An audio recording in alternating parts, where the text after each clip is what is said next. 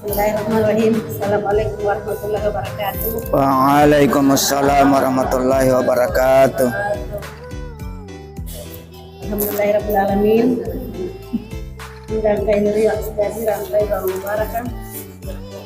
Wassalatu wassalamu ala asyrafil anbiya'i wal mursalin wa ala alihi wasahbihi ajma'in. Sahih sadari wa sadari amri. Aku datang lisan yang kalau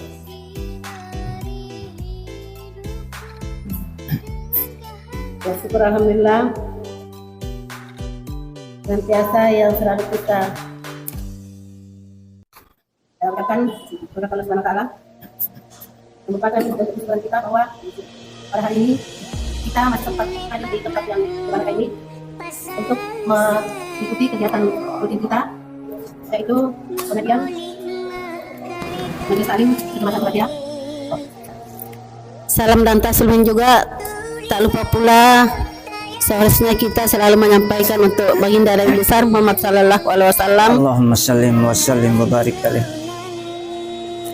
yang telah mengajarkan kita, mengarahkan kita untuk segala kebaikan umatnya. Marilah kita membuka acara kita dengan membaca basmalah. Bismillahirrahmanirrahim.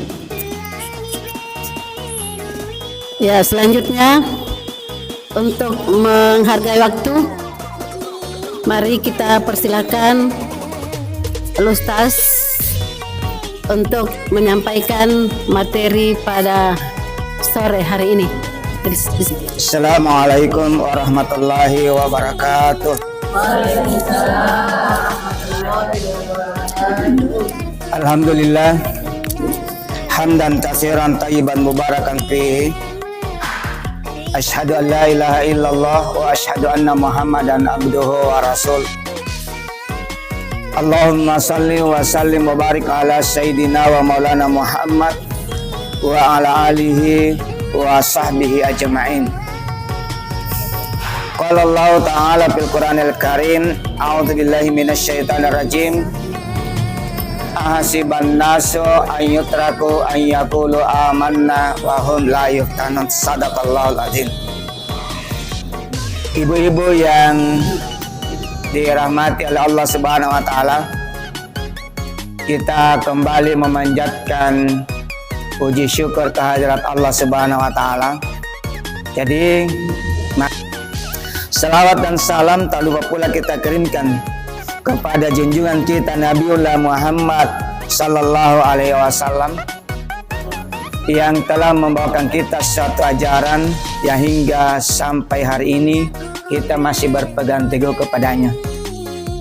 Alhamdulillah, sekarang ini masih suasana Hari Raya Idul Fitri. Oleh karena itu izinkanlah kami mengucapkan minal aidin wal faizin, mohon maaf lahir dan batin ini. Melainkan halal bin halal ini murni kita laksanakan muncul di negara kita sendiri, yaitu Indonesia. Kalau negara-negara lain tidak ada yang namanya istilah halal bil halal. Makanya sebahagian saudara kita mengatakan berarti kalau begitu kita melakukan bidah, karena sesuatu yang tidak pernah dilaksanakan Rasulullah baru kita laksanakan, itu namanya dibuat-buat bidah. Kalau istilahnya Ustaz Abdul Samad, jangan dulu terlalu cepat menilai bahwa itu adalah bidah. Jangan langsung lihat dari kesinnya, tapi lihat isinya. Apa yang kita lakukan dalam acara halal bin halal tersebut.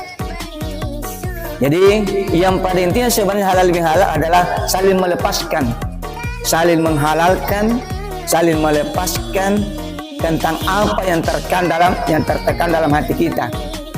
Jadi kalau misalnya selama ini hati kita dongkol terhadap seseorang, saatnya sekarang kita melepaskan, artinya menghalalkan, artinya memaafkan. Jangan lagi ada rasa dongkol di dalam hati kita. Jangan lagi ada rasa benci di dalam hati kita. Jangan lagi ada rasa tidak senang kepada orang lain. Jadi itulah sebenarnya pada intinya halal bin halal. Yang seharusnya atau yang pada intinya kalau kita sudah lepaskan rasa dongkol ini, kita lepaskan rasa iri ini, kita lepaskan rasa benci ini, maka akan tercapai yang namanya kebahagiaan, ketenangan di dalam hati. Sekalipun ketenangan itu adalah hak mutlak Allah. Huwallazi anzalas sakinata fi qulubil mu'minin. Dialah Allah yang menurunkan ketenangan pada hati setiap mukmin. Yang paling tepat untuk mendapatkan ketenangan adalah salat. Pada kesempatan kali ini, inti utama pada pembicaraan kita adalah mencapai ketenangan hidup. Jadi, atau menggapai keberkahan hidup. Bagaimana caranya atau apa tanda-tandanya orang yang diberkahi hidupnya? Kalau Profesor Dr. K. Haji Hashim Musadi, ia pernah menyampaikan dalam sebuah ceramahnya bahwa ada orang kampung tidak mengenyam pendidikan dari berbagai perguruan tinggi, hidupnya penuh dengan kesederhanaan, hidupnya tidak difasilitasi dengan fasilitas mewah, akan tetapi ia mampu mencetak anaknya menjadi dokter, mampu membuat anaknya menjadi profesor, mampu membuat anaknya menjadi kiai. Sebaliknya, ada orang kota yang pernah mengenyang dari pendidikan dari berbagai perguruan tinggi. Ia menyandang gelar doktor, profesor. Akan tetapi anaknya ada yang terlibat daripada narkoba, anaknya ada yang terjerumus dalam koruptor, dan anaknya ada yang menjadi pemimpin, tapi pemimpin preman.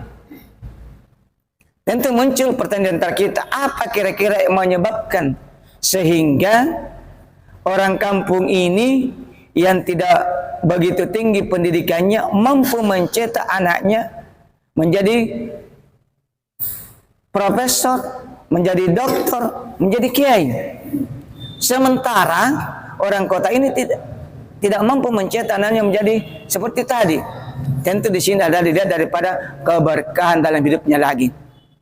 Tentu yang pertama yang bisa hidupnya berkah adalah seperti tadi. Ia tidak terlalu banyak pusing, ia tidak terlalu banyak mengurusi urusannya orang, sehingga dia tidak punya banyak dosa. Apa zaman-zamana bari bahasa karweng nia kiri kokona, bari bahasa nia kiri galuna. Dari hasil semua ini ia berkah, ia biayai anaknya untuk menuntut ilmu sehingga dia bisa menjadi profesor, doktor, kiai. Sebaliknya, orang kota tadi yang mungkin terlalu banyak urusan orang lain dia urusin, mungkin terlalu banyak atau pergaulannya terlalu banyak menimbulkan dosa, ini yang menyebabkan hidupnya tidak berkah. Ini yang pertama. Yang kedua, Allah Subhanahu wa taala menjelaskan dalam surah Al-Baqarah ayat 168. Apa nak kata Allah Taala? Ya ayyuhan nas kulu mimma fil ardi halalan thayyiban. Hai sekalian manusia, makanlah apa saja yang ada di bumi ini. Jadi Allah itu memberikan kebebasan kepada kita, sekalian manusia, makanlah apa saja yang ada di bumi ini yang halal dan baik. Jadi ada dua persyaratan. Pada awalnya Allah memerintahkan makan saja apa saja yang ada di bumi ini, silakan makan. Nanti padanya dia mengatakan yang halal dan baik. Kenapa dikatakan yang halal dan baik? Sebab ada saja yang ada di permukaan bumi ini baik tetapi tidak halal. Ada juga halal yang ada di permukaan bumi ini tetapi tidak baik. Makanya Allah Subhanahu wa taala menegaskan bahwa makanlah apa saja yang ada di permukaan bumi ini yang halal dan baik. Begitu pentingnya makanan yang halal, sangat berpengaruh dalam keberkahan hidup kita. Mungkin kita pernah mendengarkan ceritanya seorang waliullah, seorang ahli tasawuf, seorang syuhud yang namanya Ibrahim bin Adham. Ini Ibrahim bin Adham adalah manusia, sosok manusia yang bukan hanya bangsa manusia yang mengenalnya, tetapi bangsa malaikat pun mengenal baik dengan kepribadian Ibrahim bin Adham. Kenapa Ibrahim bin Adham? Ibrahim bin Adham adalah seorang hamba Allah yang sangat makbul doanya. Apa saja yang diminta kepada Allah pasti dikabulkan. Apa saja yang diinginkan pasti diberi oleh Allah Subhanahu wa taala. Tetapi suatu ketika ibu-ibu, suatu ketika Ibrahim bin Adham mangiri pasaraka. Waktu mangiri pasaraka amali si kilo kurma. Begitu kurma ditimbang oleh penjualnya, kebetulan niat tu guru sidisiri. Anja kurma tu guru kan na'allim Ibrahim bin Adham. Lampana ka Andre.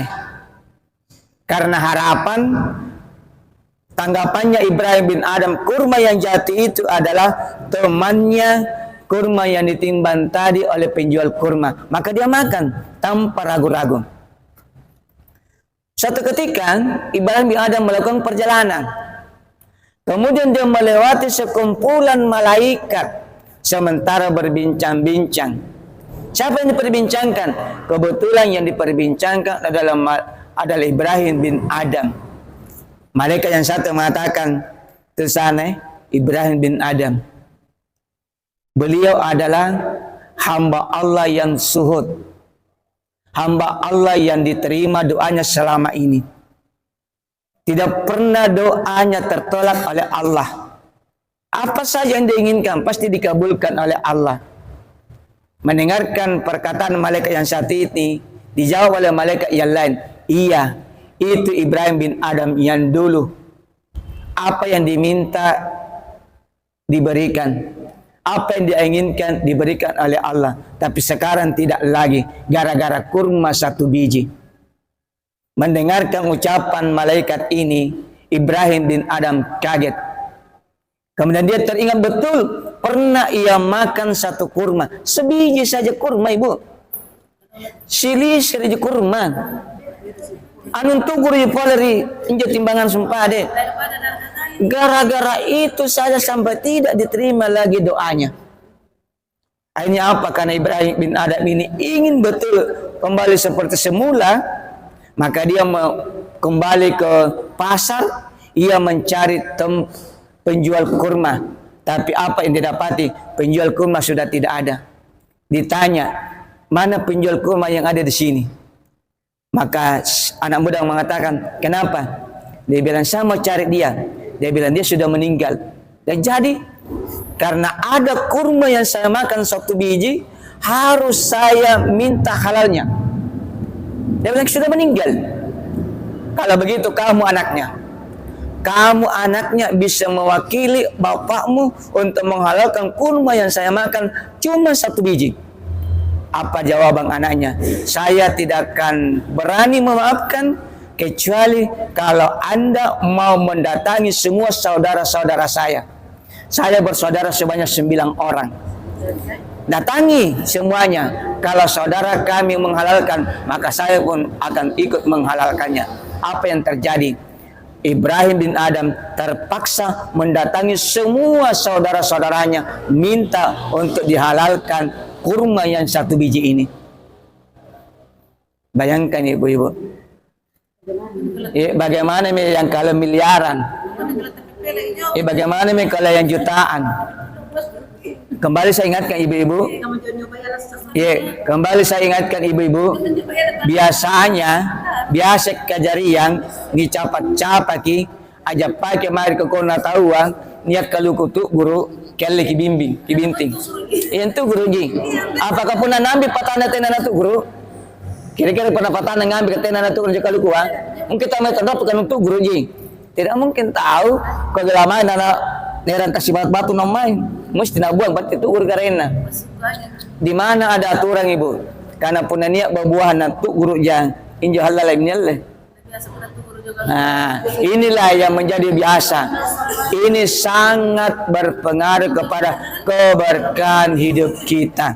Karena tidak ada aturan ibu nih. Tidak ada yang menjamin bahwa injo kalau kutugur kul lajinal halal lagi. Siapa yang menghalalkan begitu? Tidak ada karena ini. Jadi yang pertama adalah makanlah apa saja yang ada di permukaan bumi ini, tetapi yang halal dan baik. Alhamdulillah kita sekarang ibu, kita sekarang pemerintah telah mendukung kita untuk mengkonsumsi produk-produk yang halal. Ini makanya kalau ibu pergi belanja, baik belanja, perhatikan baju produk sudahkah ada label halalnya?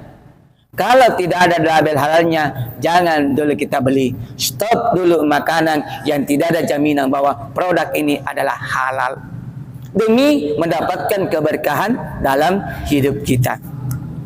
Ini yang pertama. Yang kedua, di dalam surah Al-Baqarah ayat 267.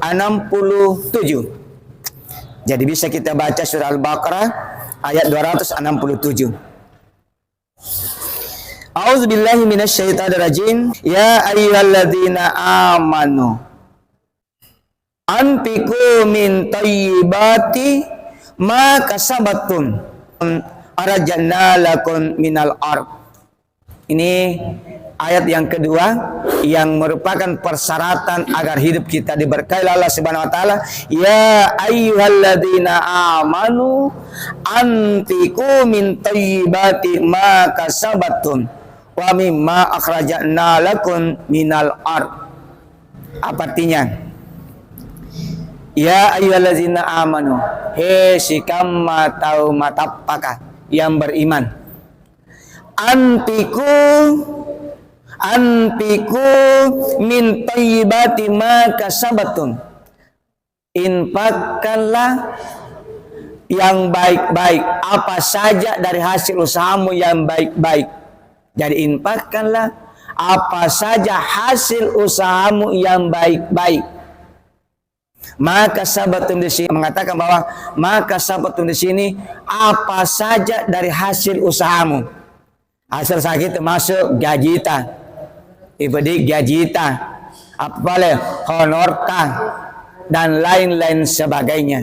Di sini Allah Subhanahu wa taala memerintahkan anfiqu, infakkanlah sebahagian dari hasil usaha. Hasil artinya apa? Semua hasil usaha kita diwajibkan untuk dikeluarkan zakatnya. Ini pula yang menjadi dalilnya Profesor Kiai Haji Farid Wajidi, pimpinan pondok pesantren Mangkose di Baru. Beliau mengatakan bahwa semua hasil usaha kita wajib untuk dikeluarkan zakatnya. Berapa besarnya? Sama dengan zakatnya emas, 2,5%. Tetapi kalau mau lebih berkah lagi, lebih kehati-hati, bukan ini kewajiban ibu-ibu. Tapi kalau kita mau lagi lebih berhati-hati, berapa saja yang kita terima, yang kita dapatkan, keluarkanlah 2,5%. Umpamanya, anggap aja dia bilangan sabu, kipas sulimi rasabul 5. Rasabul 5 kan? Anggap aja dua bilangan, kipas sulimi 5 sabu. Akhirnya bersih nih, tangkas mirikate. Nyata ini tangkasan, nasabah kipas sulimi. Kita makan nih, apa yang dikatakan tadi, anfiqu min thayyibati ma kasabatum. Nafkahkanlah sebahagian dari hasil usahamu yang baik-baik. Dari hasil usahamu yang baik-baik. Jadi nggak pakai tukin, nggak pakai sertifikasi, kipas sulim bersih tangan. Saksilah orang. Ini demi bersihnya usaha kita. Apalagi masih ada lanjutannya. Ma akhrajna lakum minal ard, dan apa saja yang keluar dari bumi berupa buah-buahan atau biji-bijian.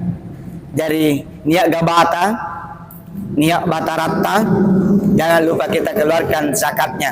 Jika masyarakat yang menghasil pertanian 5%. Karena rata-rata sekarang diairi dengan irigasi. Jadi rata-rata 5%. Jika menjual ke pasulu gak bagus cuma 20 rompul si karung. Pasulu mesti karung. 5%. Si karung, punah rompul karung.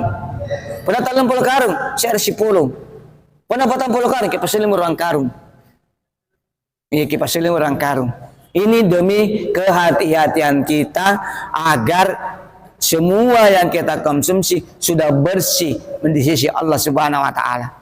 Nah, sabah enjo punan di pasulu ki ibu, enjo gape ki 40 karung daba, nanti ki pasulu ki sandrapan di tau ki kandre hakna tau tuna kasia-sia. Rapan ji tau ki kandre hakna tu kasia bagiana tu kasia-sia enjo ruang karung punane 40 karung. Punna kaba, punna derasa 50 an rompul ngapak kilo asulimi 5%. 50 rompul ngapak kilo punna berasa. Kira-kira ini punna nia berasa ta seretong syukur ki pasulu. Punna seretong berarti asulimi rompul 5 liter. Rompul 5 liter asulu. Jadi ini supaya hidup kita diberkahi oleh Allah Subhanahu wa taala. Kamu sumpade orang kampung yang tidak mengenyam pendidikan dari berbagai perguruan tinggi, tetapi anaknya ada yang profesor, ada yang dokter, ada yang kiai. Sementara tadi orang kota yang mengenyam berbagai macam perguruan tinggi, nalinga simiti telkau, profesor mi, doktor mi, kiai mi, tapi anaknya ada yang koruptor, ada yang narkoba. Ini menandakan bahwa hidupnya tidak berkah. Jadi jangan kita harap belum tentu harta banyak itu diberkahi oleh Allah. Belum tentu harta kita berlimpah, belum tentu diberkahi oleh Allah Subhanahu wa taala. Belum tentu jabatan kita yang tinggi dapat berkah oleh Allah Subhanahu wa taala. Jadi dilihat daripada ketenangan hati. Kalau kita mendapatkan jabatan kedudukan yang tinggi, hati kita tenang, itu menandakan diberkahi. Kalau banyak harta kita berlimpah, lalu hati kita juga tenang dengan harta itu, maka itu menandakan diberkahi. Mudah-mudahan apa yang kami sampaikan ini bisa memberikan motivasi kepada kita semua agar senantiasa minimal yang 3 ini kita amalkan, apalagi baru-baru kita melaksanakan salat hari raya Idul Fitri yang merupakan rangkaian daripada ibadah kita dalam bulan Ramadan. Sebulan lamanya kita melaksanakan puasa. Yang pertama adalah mari kita saling memaafkan. Di antara kita tidak ada lagi saling dongkol, di antara kita tidak ada saling benci, di antara kita tidak ada saling bermusuhan. Yang kedua, mari kita selektif di dalam hal-hal makanan yang akan kita konsumsi. Kita utamakan dalam rumah tangga kita masing-masing, dalam keluarga kita dulu. Yang ketiga, setiap rezeki yang diberikan Allah kepada kita, mari kita berusaha membersihkannya. Insya Allah ketika kita amalkan yang 3 hal ini, maka insya Allah mudah-mudahan Allah menurunkan ketenangan dalam jiwa kita masing-masing. Terima kasih banyak atas segala perhatiannya. Mohon maaf atas segala kekurangan. Akhir kalam, wallahumma biqillah kami tarik. Assalamualaikum warahmatullahi wabarakatuh.